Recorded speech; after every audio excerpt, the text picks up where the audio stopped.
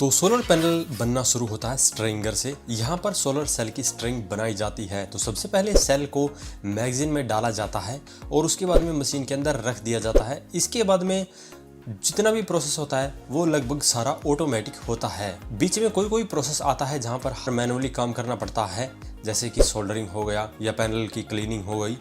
ऐसे काम मैनुअली होते हैं, बाकी सारा काम ऑटोमेटिक होता है। जैसे ही सेल को मैगजीन में डालकर मशीन में रख दिया जाता है, वैसे ही मशीन अपने आप इसे अरेंज करना शुरू हो जाती है और यहाँ पर स्ट्रिंग बनने की प्रोसेस शुरू हो जाती है। और यहाँ पर सेल को अरेंज करने के बाद में साथ ही साथ मशीन इसे सोल्डरिंग करती रहती है और सोल्डरिंग करने के बाद में आगे एक मशीन इन स्ट्रिंग को कट करती है पैनल के साइज के अनुसार। मान लीजिए अगर 72 सेल का पैनल बनाना है तो उसके हिसाब से अलग स्ट्रिंग तैयार होती है, यानी कि उसमें 12 सेल के बाद में कट लगता है। और अगर 60 सेल का पैनल बनाना है तो वहाँ पर हर 10 सेल के बाद में कट लगेगा। और अगर 36 सेल का पैनल बनाना है तो वहाँ पर हर 6 सेल के बाद में कट लगेगा। ऐसे ही ये ऑटोमेटिक उसे कट करती रहती है और स्ट्रिंग आगे चलती रहती है।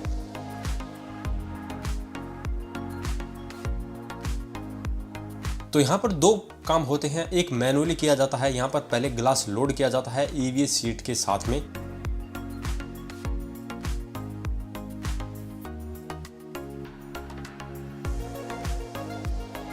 दूसरा जो मशीन स्ट्रिंग बना रही है वो स्ट्रिंग उस ग्लास के ऊपर रख दी जाती है और स्ट्रिंग को फिर आगे भेजा जाता है।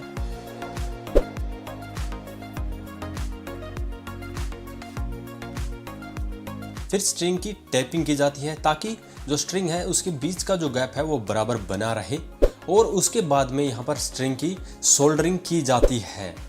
सभी सोल्डरिंग को सीरीज में किया जाता है क्योंकि जो हमारा सोलर पैनल होता है उसकी सभी स्ट्रिंग सीरीज में ही होती है और जो सोलर सेल है वो भी सीरीज के अंदर होते हैं। इस प्रकार जो सारे सेल हैं वो सीरीज में आ जाते हैं। और सोल्डरिंग करने के बाद में जो एक्स्ट्रा मटेरियल होता है उसे काट दिया जाता है और फिर पैनल को आगे भेजा जाता है, जहां पर इसके ऊपर RFID लोगो, सीरियल नंबर वगैरह लगाया जाता है और फिर से इस पैनल को आगे भेज दिया जाता है। आगे फिर से इसके ऊपर एक EVA शीट लगाई जाती है और साथ में ही वहां पर एक बैक शीट को लगाया जाता है। और बैक शीट लगाने के बाद में फिर से आगे पैनल को भेजा जाता है EL टेस्टिंग के लिए।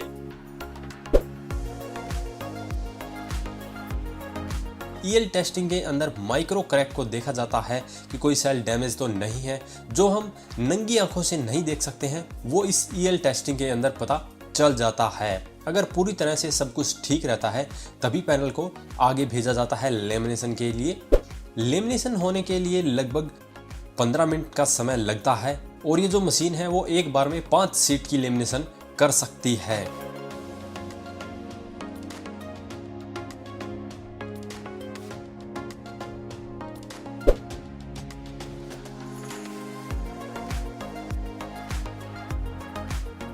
और जैसे ही लेमिनेशन हो जाती है वैसे ही 500 शीट फिर एक एक करके बाहर निकल जाती है।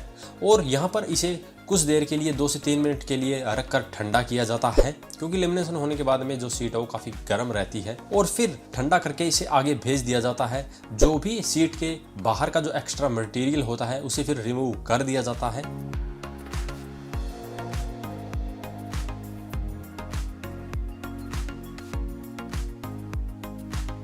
और आगे फिर इस शीट को विजुअल इंस्पेक्शन के लिए भेज दिया जाता है।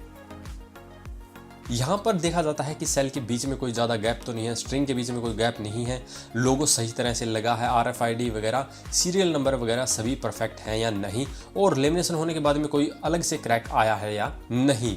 अगर सब कुछ ठीक रहता है तो फिर इस शीट को आगे भेजा जाता है। यहाँ पर 2 काम होते हैं।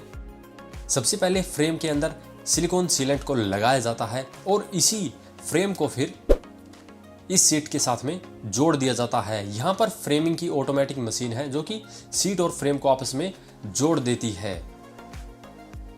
और फ्रेम और सीट जुड़ने के बाद में इसके ऊपर जंक्शन बॉक्स को लगा दिया जाता है और जंक्शन बॉक्स के ऊपर टेप लगा दी जाती है क्योंकि जंक्शन बॉक्स एकदम से इसके ऊपर नहीं चिपक सकता, इसीलिए टेप लगा दी जाती है। बाद में इस पैनल की क्लीनिंग की जाती है, जो एक्स्ट्रा सीलेंट लगा है उसे हटाया जाता है और बिल्कुल इसे ऊपर से साफ कर दिया जाता है। और इसके बाद में फिर से आगे टेस्टिंग के लिए भेजा जाता है, जहां पर इसकी टेस्टिंग रिपोर्ट जनरेट की जाती है।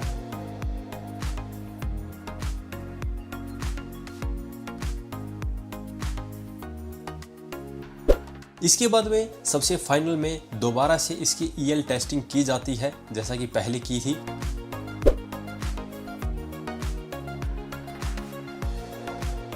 और इसके अंदर अगर हमारा पैनल पास हो जाता है तो इसे आगे फिर भेज दिया जाता है, जहां पर इसके ऊपर फिर टेस्टिंग रिपोर्ट लगाई जाती है और फिर वारंटी कार्ड लगाया जाता है, होलोग्राम लगाया जाता है, सीरियल नंबर और टेक्निकल स्पेसिफिकेशन का स्टिकर यहाँ पर सब कुछ लगा दिया जाता है। तो देख सकते हैं कि सोलर पैनल को बनाने के लिए कितनी टेस्टिंग की जाती है, उसके बाद में ही हमें फाइनल प्रोडक्ट मिलता है। इसके बाद में जंक्शन बॉक्स के ऊपर कैप लगा दी जाती है और इसका फाइनल चेक किया जाता है कि इसमें अभी भी कोई दिक्कत है या नहीं, और फिर इसे पैकिंग के लिए भेज दिया जाता है और आगे फिर ये वेयर हाउस में पैक कर दिया जाता है। तो ऐसे इंडिया के अंदर सोलर पैनल बनाए जाते हैं।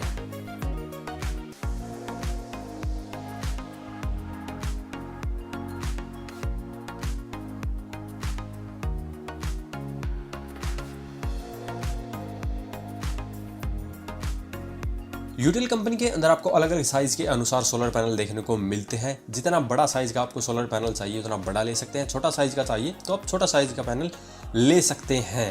तो ये थी पूरी प्रोसेस सोलर मॉड्यूल बनने की, ये आपने देखी है यूटिल कंपनी के अंदर। और आगे आने वाली वीडियो में मैं आपको यूटिल कंपनी के लिथियम बैटरी की मैन्युफैक्चरिंग प्रोसेस दिखाने वाला हूं, साथ ही कंपोनेंट के बारे में पूरी जानकारी देने वाला हूं।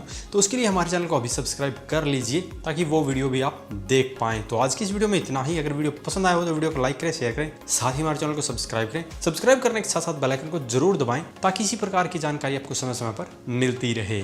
धन्यवाद।